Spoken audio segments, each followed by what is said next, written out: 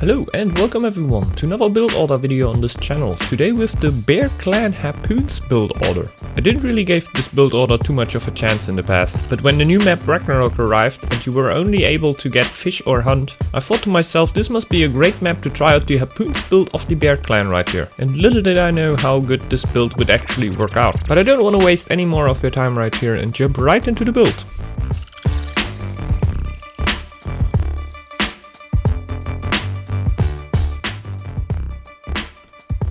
So at the start we are of course starting it off again with the scout camp and the house, and you should actually build the scout camp before the house here. I just had a little misclick and I just went with it. After that you want of course to scout out the areas around you with the scouts. You should of course only go for this build if you have actually fish around you.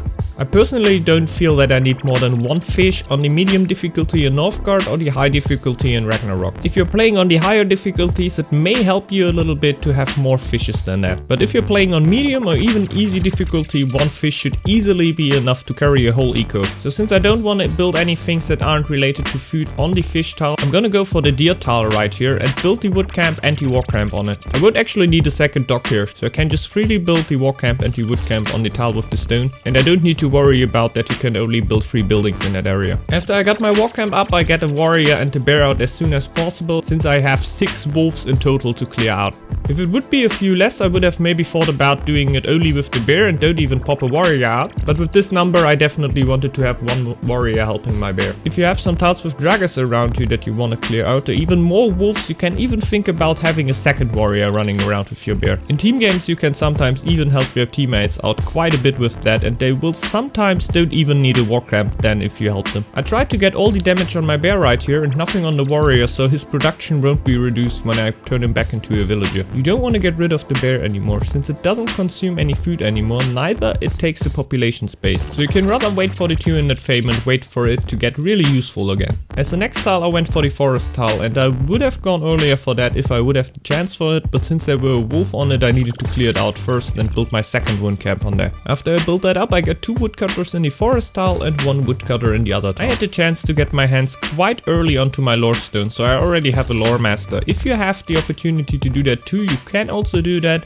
If you get a little bit later on your lore stone, it shouldn't be all too bad too. Now let's take a little look at the lore tree. We definitely want to start it off with sharp axes here, since we want to get our hands on harpoons as early as possible. After that we will be going for mining efficiency just to get a little bit more stone out of all the ores we have. After that we can think about going for hibernation, while I would always go for recruitment because it's just a little bit stronger. And after that we can actually already go for the Harpoons lore. The lore that will enable us to get 1 extra fisherman on every fisherman's hut and boost their overall production by 25%. And I think you can already imagine how much that will ramp up with all the bonuses we can acquire with the Bear Clan.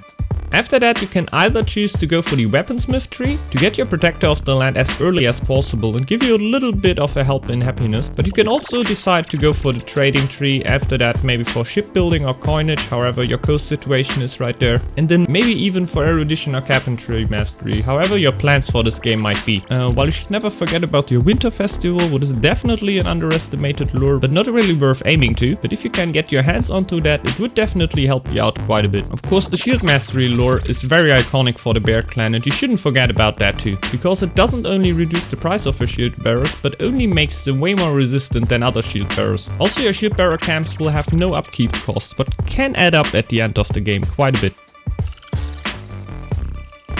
In the time where I explained the lore, you could have already gone for the next tile and built the house and fisherman's hut on it. I don't think it would actually be too bad if you miss out on the fisherman's hut for the first winter. So if you actually struggle to get all the things up, I think this is the building you can actually cut the best, because you are the Bear Clan and you don't get too much of a reduction in the winter. So usually you will be fine over the winter if you just have a few villagers out and you won't have too much of a need to have the fishes in the first winter. Well, it can of course help you to already have them up when your Harpoons lore kicks in. After that you want to get up your dock, because the gold economy is of course not that good because you will miss out on trading for the start of the game. But if you get it up around 1 month before the winter you should actually be fine, but you can also think about to get it up a little bit earlier. We get the sailors in there straight away, build the stone mine, get 4 woodcutters for the winter time, and I also already assigned my fishermen since I had chance to already build the fisherman's hut. You can get your upgrades as soon you have enough wood and gold for them, since you won't need to wait on carpentry mastery. I had a little bit of a wood over overstock and a gold understock right here, so I went for the market a little bit earlier than I would have usually gone. But since I definitely had enough wood for that, it didn't change my plans in other ways and just helped me out there quite a bit. As the first building after the main building, I want to upgrade the fisherman's hut because Harpoons is going to kick in soon and give me quite a bit of a bonus there. I also already get the silo on the tile. And even though that my bear doesn't help my tile out with a production bonus, it sure helps with not needing to build a tower there, so there's definitely a reason the bear stands at that border. I actually upgraded my trading post here as a second building because I definitely wanted to develop a few areas right here. Like you can see, I already have 3 buildings on my fish tile and it will take me a little bit of time until I have the stone mine right there. But I also want to get a brewery on that tile as soon as possible. So maybe you want to usually upgrade your wood camp first if you didn't have the luck to add a forest right there.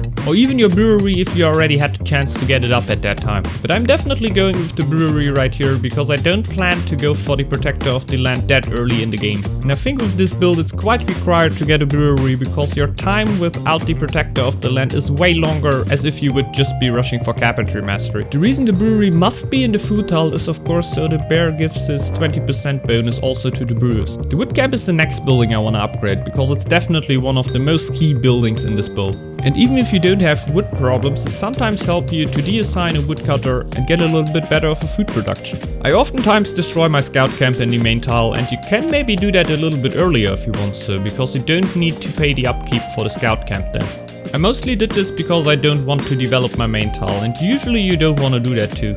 If you have a little bit of gold to spare, it can of course be a little bit more helpful to not break down the scout camp, but I'm just gonna rebuild it later when I need it. But having both of the markets and the dock on the same tile is quite undiscussable because we're going for a quite similar approach like with the other bear build. So as soon as we can get the hands on our shield maiden, we're gonna park it in our main tile to boost our gold economy right there. I actually could get my iron tile just before the winter to build another house on it and the iron mine I need. I actually built a tower on it because it's quite far away from my food and gold tile, but sometimes as bear clan player you don't even need to build that much of towers because you will have your bear and your shield maiden out for most of the time, and you don't actually need to have towers out all the time to help you out because you can send them over to defend your tiles. I upgraded the marketplace even though I don't have space problems for merchants right now, because the 20% bonus of those buildings work for all merchants, so I actually get a plus 40% bonus in this tile for my merchants. The first thing I'm gonna get with my iron is my shield maiden, because she will actually give a 20% bonus to all of the workers in the tile she's just standing in. But should in general be stronger than a 15% bonus for any job I can just go for. But afterwards I definitely want to upgrade my fishermen and my merchants as soon as possible. You can of course also think about to go for your iron very early and upgrade your stone miners if you want to. It doesn't make sense to build the healers into the food tile because you don't have medicine with the bear clan. So I rather build it in the forest tile, so I leave one space on every tile for a war camp. It will later on help me with the protector of the land lore to give me a lot of happiness for my different war camps. Now it should be the perfect timing to get my healer upgrade because I have 4 low villagers and my beer is very low anyway. I actually went to heal the highest life villager before my bear first, so I get rid of the happiness debuff you will get if you have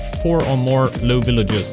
At this point the fallen sailors actually attacked me, and this is one of the big strengths of the bear clan because it can just easily deal with those events. Because there will always be 2 very tanky units out for you if you didn't lost them shortly before. With the bear clan I definitely like to keep my iron for 2 military upgrades, because the shield bearers of the bear clan are undeniably strong, but if you only go with shield bearers they will still be way too easy to counter for your opponent. So you should always think about upgrading your warriors or axe throwers too. In general our eco is already ready at this point, and we're almost producing as much gold as we can produce in the single tile.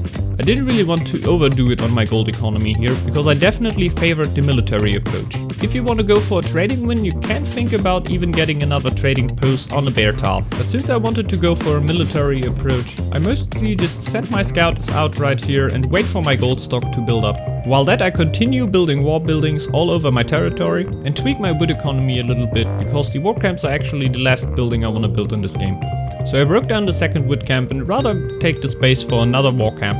My food situation weren't too good in the start of the game. I didn't have too much food in the start of the game, what ended in me having not too many feasts. But if you have the food for it, you can definitely think about having a few feasts starting from the second year. If you have the food and wood stock for that, you can also think about attacking in this winter, because you're the bear clan and you will actually get a resistance buff through the winter.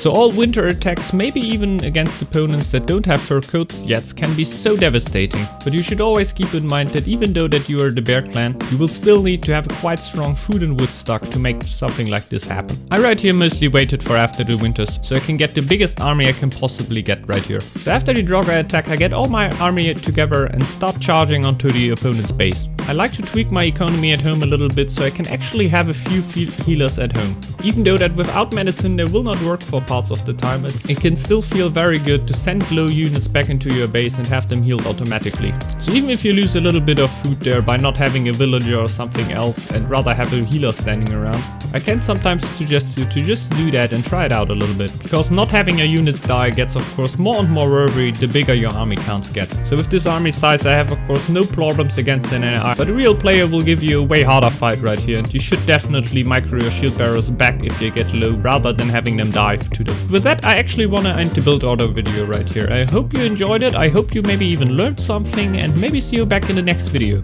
I wish you all a great day, and maybe leave a like on this video if you enjoyed it, or even a sub on the channel if you want to see more Northgard videos. Thanks for watching everyone, and bye bye.